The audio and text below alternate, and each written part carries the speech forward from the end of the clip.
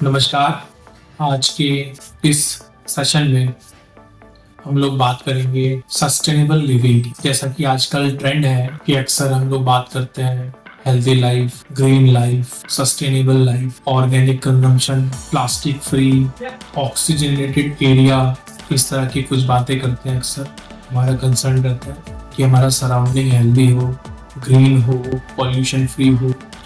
तो उसी चीज के लिए आजकल एक ट्रेंड है सस्टेनेबल लिविंग। तो आजकल सब लोग चाहते हैं कि हम सस्टेनेबल लिविंग के मॉडल में जिए। अब ये सस्टेनेबल लिविंग का मॉडल है क्या? आज हम इसको सिंपल लैंग्वेज में समझें। सस्टेनेबल लिविंग बोले तो हर वो चीज, प्रैक्टिकली हम पहले सस्टेनेबल ही थे, धीरे धीरे डे बाय डे एडवांसमेंट के साथ, वेस्टर्नाइजेशन के साथ, इम्प्रूवमेंट के साथ हमने थोड़ा चीजें, अपना आदतें जो पुरानी प्रैक्टिस थी वो धीरे धीरे छोड़ दी या खो दी। तो उस वजह से हम वो सस्टेनेबल मॉडल से दूर हो गए। अपने इंडियन कल्चर के हिसाब से अगर हम बात करें तो हम सस्टेनेबल मॉडल में ही जी रहे थे, लेकिन धीरे धीरे वो मॉडल टाइम के साथ कहीं होने लग गया। उसी चीज को हम रिवाइव करने की कोशिश कर रहे हैं, वापस उसी पे आ रहे हैं। जैसे पुराने टाइम पे हम लोग अक्सर मिट्टी के बर्तन में खाना, चूल्हे पे खाना, रोटियां, सरसों का साग, वो मिट्टी की हांडी में, वो जो बोलते हैं मक्खन निकालना, पके हुए दूध का ऑरेंज कलर का जो मक्खन निकलता था, वो फ्लेवर आजकल सब खो गया है। पर वो स्वाद, वो फ्लेवर, कुछ जो लोग हैं आज भी उसको याद करते हैं, तो उसको दोबारा पाने की कोशिश में वो वापस सस्टेनेबल लिविंग मॉडल पे जीने की कोशिश कर रहे हैं। अब सस्टेनेबल लिविंग में सबसे पहली चीज आती है कि आपके आसपास का जितने भी अप्लायंसेस हैं, इलेक्ट्रॉनिक गैजेट्स हैं, उनसे अपने आप को लिमिट कर। मैं ये नहीं कह रहा हूँ कि बंद करो, उसको बिल्कुल छोड़ दो, that's not possible. Because in this today's world it's important to be connected, the connectivity is important। तो उसके लिए हमें technology, appliances, mobile phone, laptop, काम से रिलेटेड है, सारे काम इस पे चल रहे हैं, तो बिल्कुल छोड़ तो नहीं सकते, but we can limit that. उसको लिमिट करें, अननेसेसरी चीजों को ऑफ कर दें, कट आउट कर दें। तो नेसेसरी है उसको टाइम से यूज करें। जैसे आजकल चल रहा है ट्रेंड इंस्टा रील्स का, तो रील्स को देखते देखते टाइम कब निकल जाएगा आप चले जा रहे हैं, अंगूठे से स्क्रॉल करे जा रहे हैं। That's waste of time. Even अब तो स्टडीज भी कह रहे हैं, साइंटिफिक स्टडीज की, शॉर्ट टर्म मेमोरी लॉस का एक कारण भी है, बच्चों को ठीक चीजें याद नहीं रहती, शॉर्ट टर्म मेमोरी हो रहा है। तो ये प्रॉब्लमेटिक चीज है, क्योंकि प्रॉब्लम भी है क्योंकि हम अपने ब्रेन को वो स्क्रॉलिंग के थ्रू इतना सारा इंफॉर्मेशन एट अ सडन दे रहे हैं, तो उसको प्रोसेस करना, रिमाइंड करना उसके लिए पॉसिबल नहीं है। तो क्या करता है, सिर्फ सबको कट आउट करके वो शॉर्ट टर्म में मेमोरी में स्टोर करता है, इम्पैक्ट नहीं डालता है, इनपुट नहीं डालता, रिफ्लेक्स में नहीं जाता हो, तो इसलिए शॉर्ट टर्म मेमोरी की प्रॉब्लम बढ़ती है। तो सबसे पहली चीज हम बात कर रहे थे कि जितना भी अननेसेसरी हमारा अप्लायंसेस हैं उनको कट आउट कर दें, उनसे बचें, उनसे दूरी बनाएं और सिर्फ लिमिटेड रखें उसको। जितना आपका जरूरी है उतना ही मोबाइल फोन का यूज करें, जितना जरूरी है उतना लैपटॉप का यूज करें, सबसे पहली चीज। दूसरा आता है ऑप्ट रिन्यूएबल एनर्जी सोर्सेस। जैसे कि एनर्जी तो जरूरी है ही हमारी लाइफ में, बिना एनर्जी की लिविंग इट्स डिफिकल्ट। बिना लाइट के आप कुछ सोच ही नहीं सकते, लाइट ना हो तो सब कुछ हमारा सिस्टम फेल हो जाएगा। जैसे कि मोबाइल फोन्स, कुछ घंटों बाद सारे के सारे मोबाइल फोन बंद हो जाएंगे, सर्वर बंद हो जाएगा, इंटरनेट बंद हो जाएगा, कनेक्टिविटी बंद हो जाएगी। तो इसलिए एनर्जी जरूरी है, लेकिन उसके तरीके अलग अलग हैं। जैसे कि बजाय हम डीजल जनरेटर्स के स्विच कर सकते हैं सोलर पावर पे, विंड टर्बाइन्स पे, बायोमास एनर्जी पे। और इफ इन केस कहीं ऐसा कंडीशन है किसी का भी डीजल का या ऐसे नॉन रिन्यूएबल सोर्सेज का हमें यूज करना पड़ रहा है, तो उसको मिनिमल करें, रिड्यूस करें जितना पॉसिबल हो सके। यही एक तरीका। एसी का कंजम्पशन आजकल हमारा कितना बढ़ गया है, बिना एसी के किसी को रहना ही नहीं है, सबको एसी चाहिए। तो हर घर में एसी तो हमने लगा लिया, अब एक पूरा कंपार्टमेंट बना हुआ है, अपार्टमेंट बना हुआ है। वो अपार्टमेंट में लगभग मान लो 50, 60, 100, 200 घर, इस तरह से घर होते हैं। इतने सारे हाउस होल्ड में हर कमरे में किसी के एसी लगा है। एक घर में अगर 2 एसी भी लगे हैं तो एक अपार्टमेंट में मान लो 100 फ्लैट भी है, तो 200 तो सिर्फ एसी के आउटलेट्स हो गए। कितना हीट रिड्यूस कर रहे हैं वो डेली। तो वो भी एक प्रॉब्लम है। जो हम कहते हैं चलो दिन में भले धूप है, सूरज है, गर्मी है, लेकिन वो शाम को भी गर्मी खत्म नहीं हो रही। उसकी वजह से क्या होता है, ग्रीन हाउस इफेक्ट बढ़ता है। प्लांटेशन आसपास है नहीं, प्रॉब्लम सॉल्व बढ़। तो इसलिए वो एनर्जी सोर्सेस का चयन करें, चूज करें जो कि रिन्यूएबल एनर्जी है। उसी के बाद आजकल ट्रेंड चल रहा है जैसे कि गार्डन सब लोग रखना तो चाहते हैं, पर मेंटेन करना एक मेहनत का काम है। तो उसको मेंटेन करने के लिए थोड़ा सा टाइम निकालें। जिसके पास गार्डन नहीं है तो कोशिश करें पॉट्स का यूज करके, इंडोर प्लांट्स यूज करके, जो भी पॉसिबल हो कुछ ना कुछ ग्रीन एरिया अपने घर में जरूर ऐड करें। ये एक पॉजिटिव वाइब भी देगा, आपको एंगेज करने के लिए भी अच्छी चीज है, और वो ग्रीनरी जो है आपके हेल्थ के लिए भी अच्छी है। इसी तरह जैसे गार्डन जरूरी है ग्रीनरी के लिए, आपका कंजम्पशन जो आप खा रहे हैं, जो कंज्यूम कर रहे हैं, that is also to make your plate green. कुछ जो वेजिटेबल लोग होते हैं ये चीज यूज करता है, ग्रीन प्लेट मैन ऐसा कुछ। तो कहने का मतलब है जितना ज्यादा हो सके उतना ऑर्गेनिक और नेचुरल और ग्रीन खाएं, कंज्यूम करें, अपना फूड हैबिट्स को थोड़ा सा चेंज करें। ये बर्गर, पिज्जा, मैदा, ये सब चीजें टेस्ट के लिए वेल एंड गुड, एक टाइम तक खाओगे, पर इसका कंटिन्यूअस कंजम्पशन हमारी हेल्थ के लिए अच्छा नहीं है, वो हमको कहीं ना कहीं हार्म कर रहा है। तो इट्स इम्पोर्टेंट कि उन हार्मफुल चीजों को जितना हम रिड्यूस करें उतना हमारी सेहत के लिए, हमारे लिए, हमारी लाइफ के लिए अच्छा है। तो अपनी खाने का भी ध्यान देना है, क्या खाना है, कितना खाना है, वो भी बहुत इंपॉर्टेंट चीज है। क्योंकि सिर्फ स्वाद एक चीज है, अच्छी बात, स्वाद वो भी कुछ पर्टिकुलर स्वाद के लिए हम अपनी हेल्थ को कॉम्प्रोमाइज कर रहे हैं, दैट्स नॉट। तो हमको खाने का जो ऑप्शंस हैं अच्छे चूज करने, हेल्दी चूज करने, जो हमारी लाइफ के लिए अच्छे है, हमारी बॉडी के लिए अच्छे है, उन ऑप्शंस में। जैसे कि कोल्ड ड्रिंक्स है तो कोल्ड ड्रिंक की जगह जूस पे स्विच करें, और आप जितना बर्गर, पिज्जा खा रहे हो उसकी जगह ग्रीन्स पे स्विच करें, फ्रूट्स पे स्विच करें। कोई मीठा खाने का बहुत शौकीन है तो फ्रूट्स का जो शुगर है वो ज्यादा बॉडी के लिए अच्छा है, बजाय कोल्ड ड्रिंक्स का या अननेचुरल स्वीट्स का। आजकल मिठाई भी पहले अच्छे शौक से बनती थी, आजकल मिठाई में भी वो चीज नहीं है। तो हम जो खा रहे हैं सब शुगर है, पर बॉडी के लिए वो सब चीजें अच्छी नहीं है। तो उसके लिए हमें खुद ध्यान देना पड़ेगा, अपनी आदतों में बदलाव है।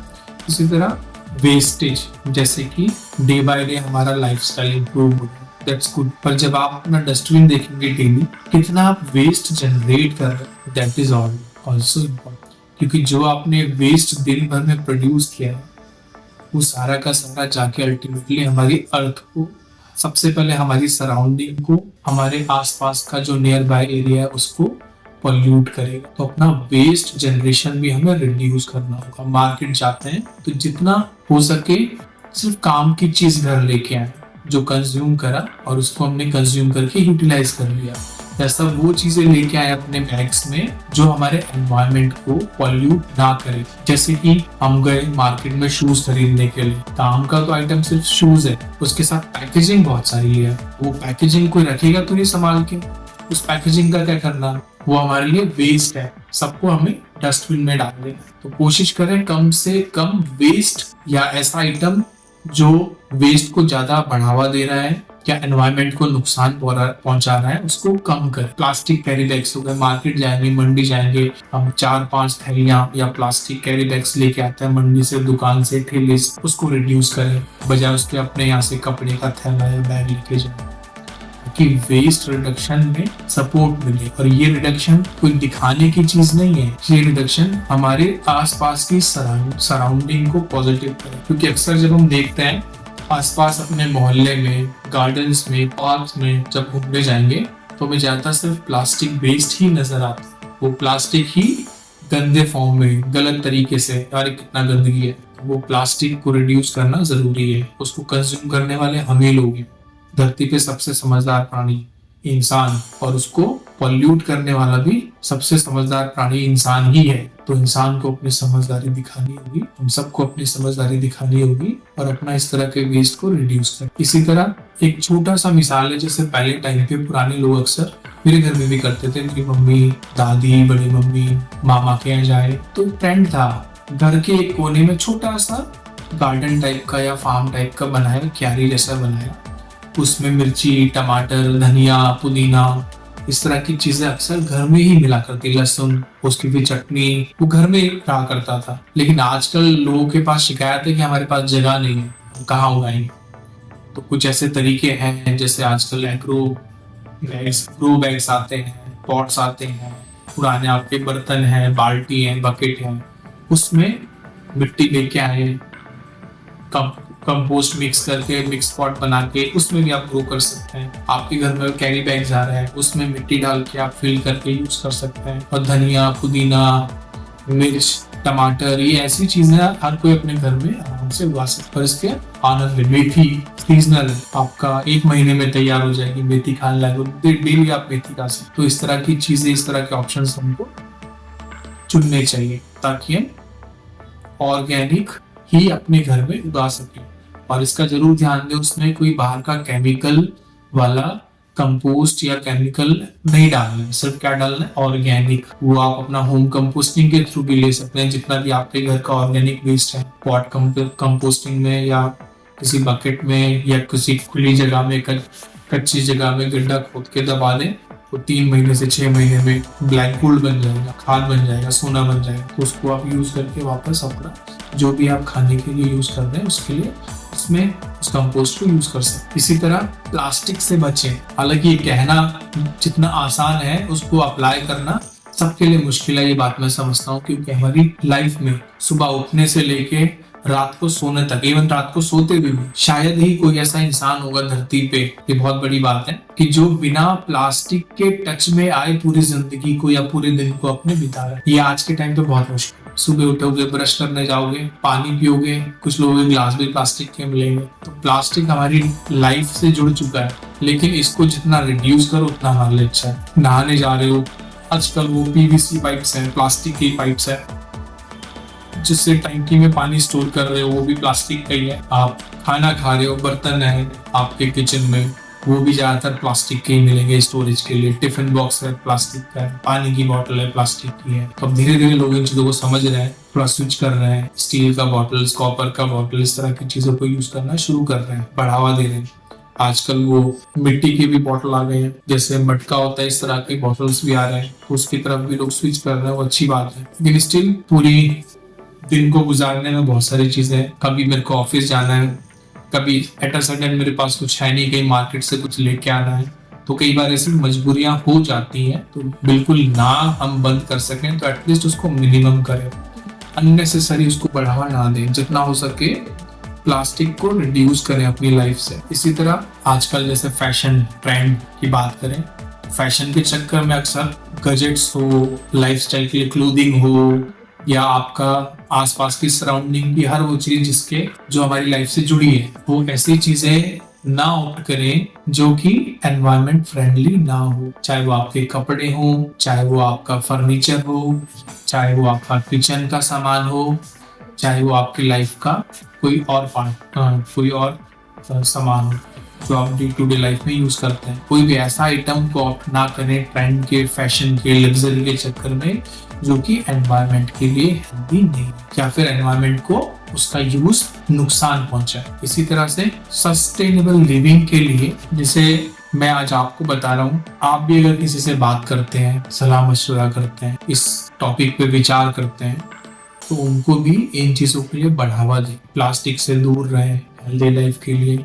घर में अगर मैं उगा सकता हूँ तो आप भी उगा सकते। प्रोड्यूसर जो आपने अपने घर पे उगाया गिफ्ट करें, टमाटो दें। वेजिटेबल जो आपने उगाया उनको गिफ्ट करें, भाई मेरे घर पे उगा हुआ organic. Let them taste at least once. Taste करेंगे तो दे विल फील नेचर से जुड़ी चीजों का स्वाद नेचुरल और अच्छा होता है। इसी तरह से कोशिश करें बी सेल्फ सफिशिएंट। इसको कहने का मतलब सिर्फ खुद के मतलब से नहीं है, कहना है जो भी आपका एनर्जी सोर्सेस है, जैसे आज के आने वाला आगे टाइम का दौर है, उसमें होना क्या है, सब चीजें कंजम्पशन हमारा डे बाय डे बढ़ रहा है। इलेक्ट्रिसिटी कंजम्पशन बढ़ रहा है, लाइफस्टाइल इंप्रूव हो रहा है। तो उस कंजम्पशन की वजह से आपको क्या करना होगा, पावर का शॉर्टेज होगा। तो पावर के शॉर्टेज की वजह से क्या प्रॉब्लम होना है कि जो भी आपको कंज्यूम करना है वो सब आपको खुद से डेवलप करना पड़ेगा। जैसे एनर्जी की जरूरत है तो खुद का बैकअप रखना पड़ेगा, सोलर एनर्जी रखना पड़ेगा, रिन्यूएबल एनर्जी पे शिफ्ट होना पड़ेगा, खुद का अपना इंस्टॉलमेंट या सिस्टम लगाना पड़ेगा। इसका इनिशियल कॉस्ट तो महंगा होता है, लेकिन लॉन्ग रन देखें तो वो हमारे जो है बजट को इजी कर देता है, हल्का कर देता है। तो ये थी आज की सस्टेनेबल लिविंग के कुछ छोटे छोटे टॉपिक्स। इन्हीं को हम आगे की कड़ी में, आगे के एपिसोड्स में और अच्छे से समझेंगे बारीकी से। धन्यवाद। नमस्कार।